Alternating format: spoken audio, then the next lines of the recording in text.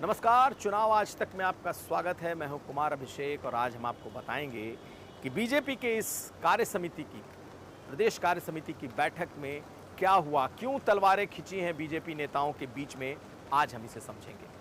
BJP की कार्य समिति की बैठक रविवार को लखनऊ में हुई।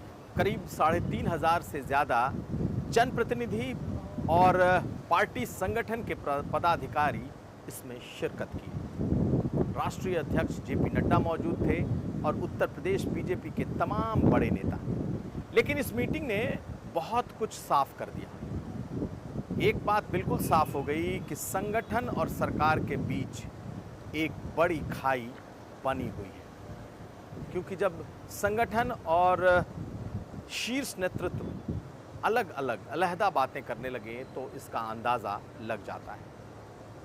नाराज़ कार्यकर्ताओं के चेहरे, बुझे हुए मन से आगे बढ़ने की एक कोशिश, झुके हुए कंधे, कार्यकर्ताओं के ये दृश्य तो सबने देखे। लेकिन मंच पर जब बड़े नेता बैठे तो उन्होंने कुछ ऐसी बातें कही जिससे ये दिखने लगा कि बीजेपी के भीतर सब कुछ ठीक ठाक नहीं है। दरअसल ये सब उम्मीदों के मुताबिक ही था और वजह भी है। 2024 लोकसभा चुनाव में उत्तर प्रदेश में बीजेपी की हालत खस्ता हो गई। 64 सीटों से घटकर 33 सीटों पर बीजेपी आई तो एक दूसरे के माथे इसका ठीकरा फोड़ना शुरू हो गया। कार्यकर्ताओं की नाराजगी अपने चरम पर थी और कार्यकर्ता से लेकर विधायक, नेता, मंत्री, पूर्व मंत्री, उम्मीदवार, सबों ने बोलना शुरू कर दिया और सबकी नज़र इसी मीटिंग पर थी कि आखिर इस मीटिंग में कौन क्या कहता है। और जब आप उनके बयानों को सुनेंगे तो अंदाज़ा लग जाएगा कि उत्तर प्रदेश बीजेपी में सब कुछ ठीक ठाक नहीं चल रहा। शुरुआत तो प्रदेश अध्यक्ष भूपेंद्र चौधरी ने की। उन्होंने तमाम मुद्दे गिना दिए, तमाम बातें कह दी, कार्यकर्ताओं में जोश भरा, लेकिन आखिर में उन्होंने भी एक लाइन कही और उन्होंने कहा कि कार्यकर्ता सर्वोपरि है और उसके सम्मान से कोई समझौता नहीं किया जा सकता। इसका मतलब है कि कार्यकर्ताओं का जो रोष, कार्यकर्ताओं के भीतर का जो गुस्सा है, वो उसे रिफ्लेक्ट कर रहे थे। कहीं ना कहीं वो उनकी बातों को रखने की कोशिश कर रहे थे। लेकिन असली बात तब सामने आई जब डिप्टी सीएम केशव मौर्य ने कुछ बातें की और केशव मौर्य की बातों से ये साफ हो गया कि सत्ता में शीर्ष के स्तर पर एक तलवार खिंची हुई है, संवादहीनता की स्थिति बनी हुई है और बीजेपी को इसका बड़ा खामियाजा उठाना भी पड़ा है। केशव मौर्य ने जो बातें कही उसको समझिए। केशव मौर्य ने कहा कि संगठन सरकार से बड़ा होता है। संगठन सरकार से पहले भी बड़ा था, आज भी बड़ा है और कल भी बड़ा रहेगा। एक तरीके से उन्होंने सरकार को ये चुनौती दी, अपनी ही सरकार को, कि जो संगठन है, जो कार्यकर्ता है, वो बड़ा है। दूसरी बात जो उन्होंने कही वो ये कि 7 कालिदास मार्ग सबके लिए खुला हुआ है, कार्यकर्ताओं के लिए हमेशा खुला हुआ है। इसके क्या मायने हैं? 5 कालिदास मार्ग मुख्यमंत्री का आवास है और 7 कालिदास मार्ग केशव मौर्य का आवास है। तो क्या 5 कालिदास मार्ग कार्यकर्ताओं के लिए बंद है? आशय निकालने को अब लोग तमाम अर्थ निकालने लगे हैं, लेकिन संवादहीनता इस कदर बनी हुई है कि अब इस हार का जो ठीकरा है वो एक दूसरे पर फोड़ा जाने लगा है। कार्यकर्ताओं की बात अगर सुने और समझे तो कार्यकर्ताओं का कहना है कि प्रशासन ने उनकी बातें नहीं सुनी, थानों से लेकर तहसील तक उनकी सुनवाई नहीं हुई, कार्यकर्ता निराश हुआ और इसका खामियाजा बीजेपी ने उठाया। इसका खामियाजा मोदी सरकार को इस चुनाव में उठाना पड़ा और इस वजह से ये सीटें कमाई। केशव मौर्य एक तरीके से इशारा कर रहे थे कि अगर कार्यकर्ताओं को मान सम्मान, कार्यकर्ताओं को की पूछ या कार्यकर्ताओं की बातें नहीं सुनी गई तो फिर नुकसान होगा और यही सबसे बड़ी वजह है। लेकिन जब मुख्यमंत्री योगी आदित्यनाथ आए तो उन्होंने इन बातों का जवाब देना शुरू किया। ये तमाम बातें आप कह सकते हैं छायावाद में हैं, यानी कि किसी को एड्रेस करके नहीं कही गई, लेकिन इशारों इशारों में ये बात कार्यकर्ता समझ रहे थे। मुख्यमंत्री योगी आदित्यनाथ ने सबसे बड़ी जो बात कही वो ये कहा कि हम अति आत्मविश्वास की वजह से ऐसा हुआ। अति आत्मविश्वास किसका? अति आत्मविश्वास को लेकर जो उनका आशय था, दरअसल वो संगठन की तरफ था, संगठन और खास करके टिकट बंटवारे की तरफ। ये ठीक है कि मुख्यमंत्री योगी आदित्यनाथ भी टिकट बंटवारे की उस मीटिंग में होते हैं, लेकिन टिकट बंटवारे में चली किसकी?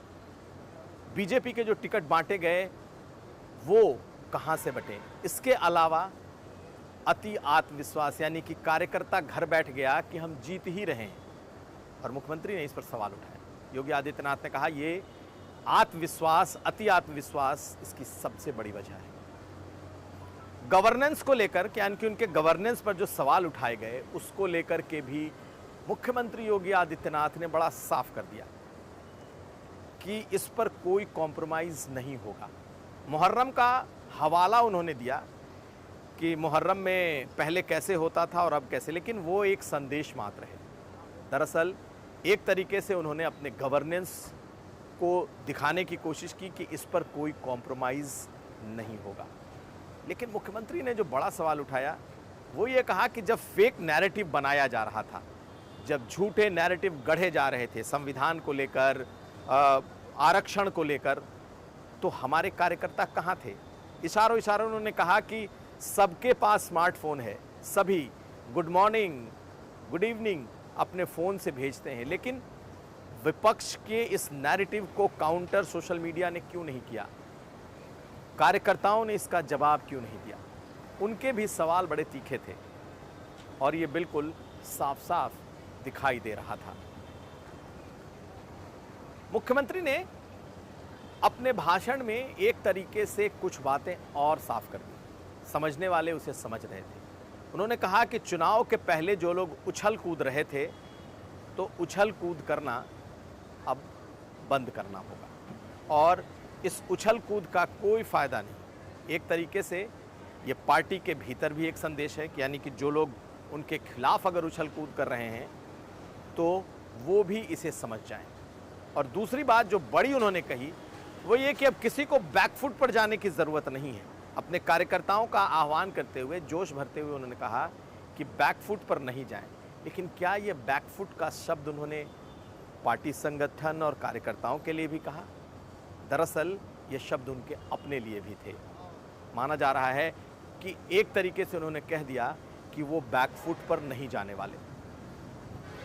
तो बीजेपी के भीतर इस एक मीटिंग ने पार्टी कार्यकर्ताओं में जोश तो भरा है, क्योंकि सभी नेताओं ने उनकी बात की, लेकिन मुख्यमंत्री ने भी अपनी स्थिति बिल्कुल क्लियर कर दी है। एक लाइन और उन्होंने कहा कि अगर खरोंच ऊपर आई तो और लोग भी तैयार रहे। यानी कि जिस तरीके से डेंट लगा है इस चुनाव में, अगर आगे इस तरीके से होता है तो बाकी सबको भुगतना पड़ेगा। और ये मैसेज सबके लिए है, वो संगठन के लिए भी है, कार्यकर्ताओं के लिए भी है, सरकार के लिए भी है। लेकिन उन्होंने ये टारगेट करके कहा था उन जनप्रतिनिधियों के लिए जो मेयर भी हैं, जो ब्लॉक प्रमुख भी हैं, जो पंचायत अध्यक्ष भी हैं, इन तमाम लोगों की तरफ उन्होंने इशारा किया कि जो जो जनप्रतिनिधि जीत करके आए हैं, जो गवर्नेंस के मॉडल का हिस्सा हैं, अगर उनकी सरकार पर कोई खरोंच आ रही है तो उन्हें भी भुगतना होगा। तो बड़ा क्लियर है, कल की जो मीटिंग हुई उसने सबके लिए संदेश साफ कर दिया,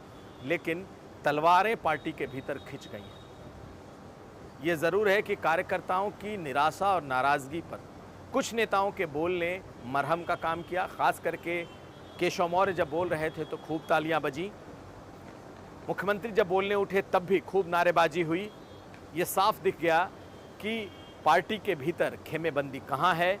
ये भी दिखाई दिया कि पार्टी के भीतर सब कुछ अभी भी ठीक ठाक नहीं है। ये ज़रूर है कि जेपी नड्डा राष्ट्रीय अध्यक्ष ने बहुत सारी बातें कहीं और कार्यकर्ताओं के जोश को दोबारा से भरने की कोशिश की और कहा कि छुई-मुई कार्यकर्ता हमें नहीं चाहिए, हमें चैलेंज करने वाला, चैलेंज देने वाला कार्यकर्ता चाहिए, क्योंकि बीजेपी इकलौती ऐसी पार्टी है जो पूरे देश में देश की पार्टी है। खैर, इन बातों का मतलब सिर्फ इतना है कि केशव मौर्य के चैलेंज को पार्टी के भीतर लोगों ने देखा है, समझा है और मुख्यमंत्री योगी आदित्यनाथ ने भी बिल्कुल अनकॉम्प्रोमाइजिंग एक एटीट्यूड रखा और इस पूरे मीटिंग में अपनी बात भी मंच से इशारों में कह दी। तो इशारों में बात हुई, लेकिन बड़ी बातें हो गई और अब चाहे कार्यकर्ता हो या संगठन हो, सबको इंतजार है कि आखिर इसके बाद होगा क्या। कुमार अभिषेक, चुनाव आज तक।